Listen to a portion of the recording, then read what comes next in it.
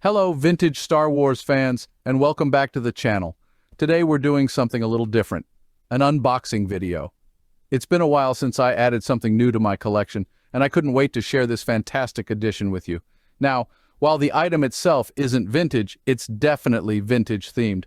In today's episode, we'll be unboxing and showcasing a very special piece, an EFX Darth Vader helmet cast from the original mold used in Episode 4, A New Hope. But that's not all. Stick around because we'll also be comparing it to the Don Post Deluxe Darth Vader helmet, which was cast from an original screen-used mold from The Empire Strikes Back. 2 helmets, 2 movies, 1 Dark Lord. All right, let's dive right in. I've been looking forward to this moment, so let's unbox this incredible helmet and see what makes the EFX Darth Vader from A New Hope truly stand out. First, let's start by taking a look at the shipping box itself. I know it might seem a bit odd to focus on the outer box, but there's something about this that really adds to the excitement of this piece. You can see some markings here that state Darth Vader helmet, precision crafted replica, Star Wars Episode 4, A New Hope. This does more than just hint at the treasure inside, it spells it out.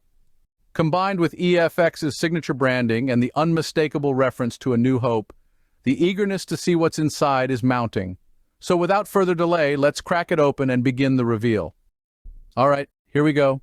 Let's get this box open and see how EFX has packaged this masterpiece.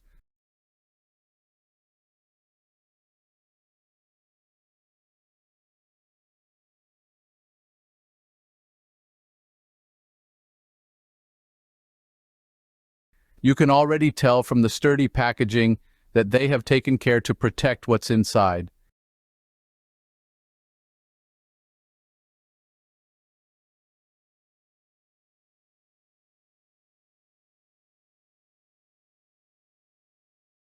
And there it is, the official product box.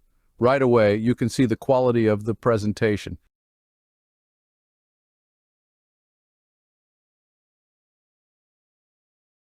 The artwork and design really make it feel like you're unboxing something special, a true collector's piece.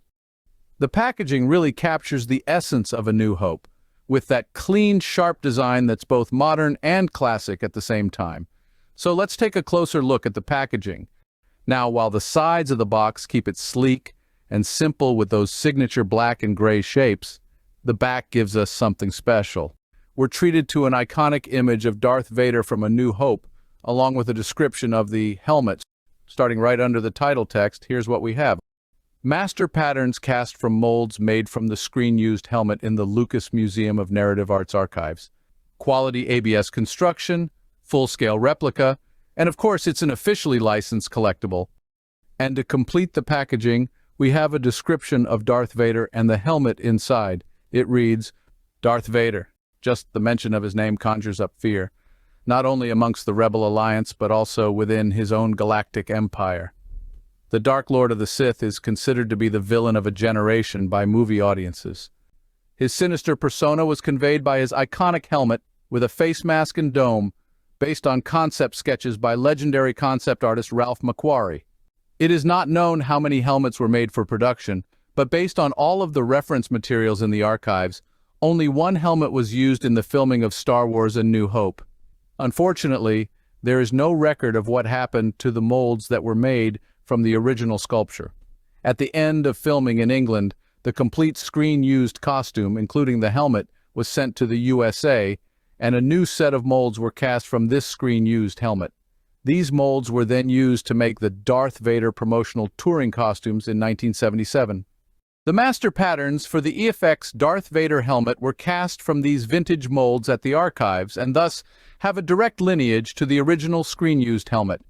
It has the asymmetric hand-sculptured geometry and all of the surface nuances that many feel capture the true menacing essence of Sith Lord Darth Vader. The face mask also has the two-toned black and gunmetal paint scheme of the original helmet, thus making this helmet one of the most accurate replicas of this infamous helmet.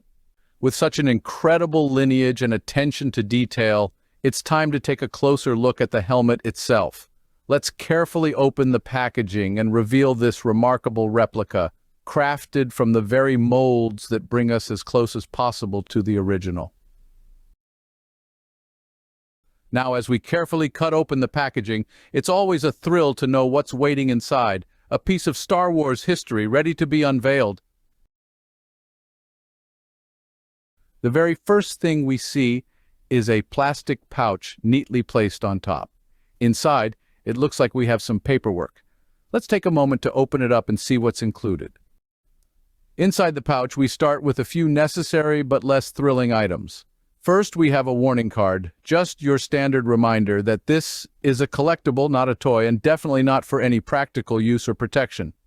Next, we have the EFX return policy and warranty information. Important, but not something we'll spend any time on today. Following that is the product registration card, which you can mail in to register your helmet. But now, let's move on to something a bit more exciting, the Certificate of Authenticity. This is where things start to get official. This certifies that the accompanying collectible is an authentic replica produced by EFX, Incorporated, under official license from Lucasfilm Limited. Recreated using original reference materials from the Lucasfilm archives, this replica is an accurate reproduction of the filming prop seen in the Star Wars saga. Each piece is manufactured from quality materials and is assembled and finished by hand. The copyright of Lucasfilm Limited and EFX Incorporated certifies its authenticity. Now that we've taken a look at the paperwork and the all-important Certificate of Authenticity, it's time to get back to the main event, the helmet itself. Let's dive into its packaging and protection to finally reveal this iconic piece of Star Wars history.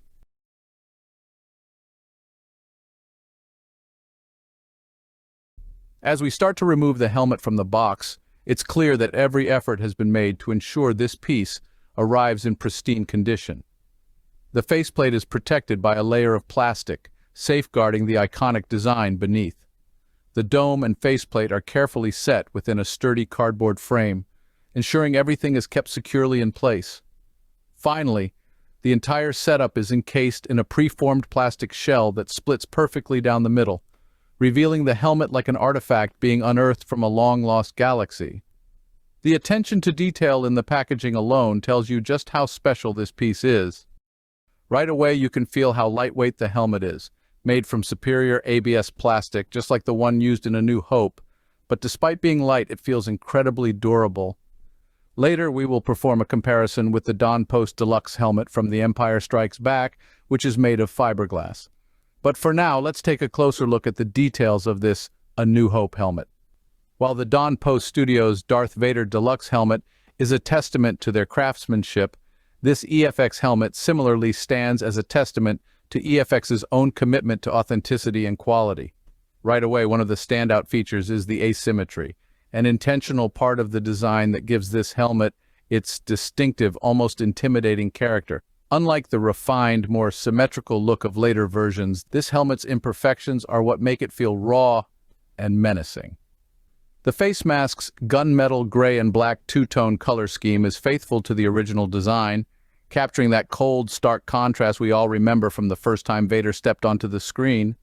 The brushstrokes in the gray paint are subtle but visible, an artistic touch that adds to the authenticity.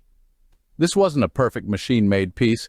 It was handcrafted to represent the complexity of Vader's persona.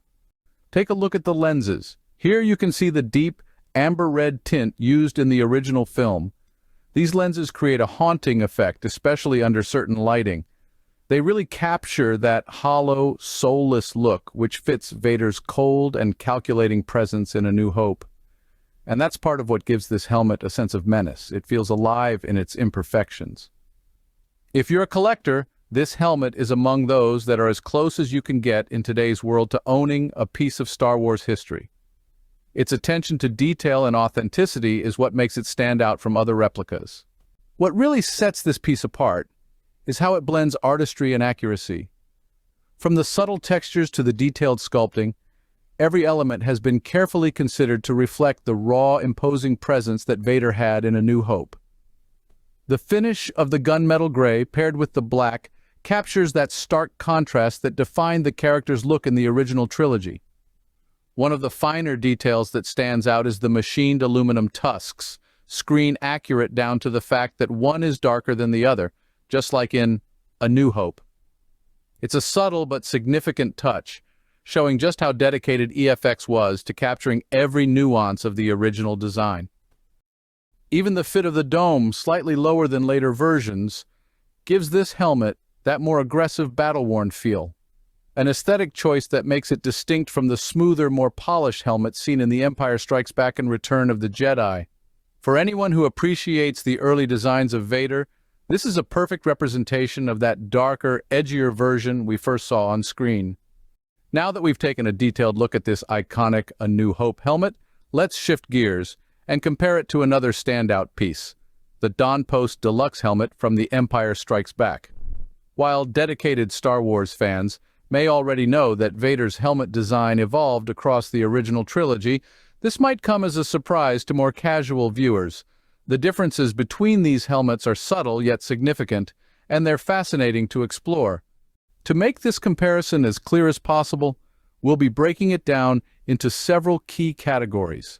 First, we'll talk about the marketing of each helmet, how they were presented to collectors and what sets them apart in terms of availability and rarity. Then, we'll dive into their construction, discussing the materials used and how that affects weight, durability, and cost.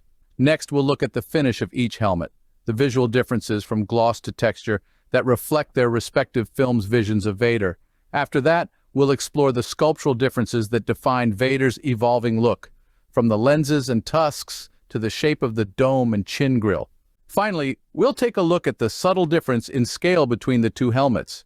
Each category will highlight just how much thought went into crafting Darth Vader's look over the original trilogy. So let's start with the first category, marketing. The Don Post Deluxe helmet, released in the mid-1990s, was part of a limited production run of only 1,000 pieces. This exclusivity has made it a rare and highly coveted collectible among Star Wars fans. In contrast, the EFX A New Hope helmet was produced more broadly, making it accessible to a wider range of collectors. While the original 2011 release of the EFX helmet did include a limited run of 1,000 pieces with a special Legend edition of just 250, EFX continues to produce limited runs of the helmet periodically. The Legend edition includes the two-tone black and gunmetal paint pattern with the brush-painted details and authentic dents and scratches from the original helmet. Though limited, these EFX helmets are much more accessible and consumer-friendly compared to the original Don Post Deluxe, making it easier for fans to own a near-perfect replica of Vader's helmet. Next, let's talk about construction. The Don Post Deluxe helmet is made from fiberglass, which gives it a heavy, substantial feel, almost as if you're wearing a real piece of battle armor. This material, while premium, adds considerable weight to the helmet. In contrast, the EFX A New Hope helmet is crafted from ABS plastic, which cuts the weight almost in half. Not only does this make the helmet more comfortable to wear for extended periods, but it also helps to keep production costs lower, making it more affordable for fans. Another key difference is in the scale. The Don Post Deluxe helmet is slightly larger than the EFX A New Hope version. Not by much, but the difference is noticeable when you compare them side by side. This subtle change in scale reflects the design choices of each movie and also affects the overall presence of the helmets. When it comes to securing the dome to the faceplate, each helmet takes a different approach. The Don Post Deluxe uses a circular anchor inside the helmet with small locking nubs that prevent the dome from rotating. To further secure it, Velcro is used along the forehead. By contrast, the EFX helmet streamlines this with a magnetic system. Magnets are embedded in both the dome and the circular anchor, allowing the two pieces to snap together firmly without the need for nubs or Velcro. And while both helmets use this circular anchor to attach the dome, the anchor on the Don Post Deluxe sits slightly higher than on the EFX helmet. This difference in placement impacts how the dome rests on the faceplate, but we'll talk more about that design choice in the sculpture section. Next up is the finish. The EFX A New Hope helmet uses ABS plastic, which gives it a subtle sheen but stays true to the original film's battle-worn look. The helmet in A New Hope was meant to look functional, more like armor that had seen action, rather than something polished to perfection. By contrast, the Don Post Deluxe, being from The Empire Strikes Back, has a more refined, glossy finish. The fiberglass construction helps give the Don Post Deluxe that reflective glass-like surface, especially on the dome, which was a deliberate choice for Empire's version of Vader, making him appear more regal and imposing. In terms of paint details, the EFX A New Hope helmet accurately reflects the contrasting gunmetal gray highlights around the cheeks and eyes, capturing the correct placement as seen on the original movie prop. However, on the Don Post Deluxe helmet, the gunmetal highlights are reversed for unknown reasons, making it stand out in a subtle but noticeable way to collectors familiar with the details of Vader's design. This reversal is a unique feature of the Don Post helmet but deviates from what's seen on screen. Although previously mentioned, the discoloration of the tusks is also an important aspect of the finish. On the A New Hope helmet, the tusks are different colors, with one being darker than the other, which is a small but interesting quirk of the original helmet design. In The Empire Strikes Back, both tusks had similar finishes for a more uniform look.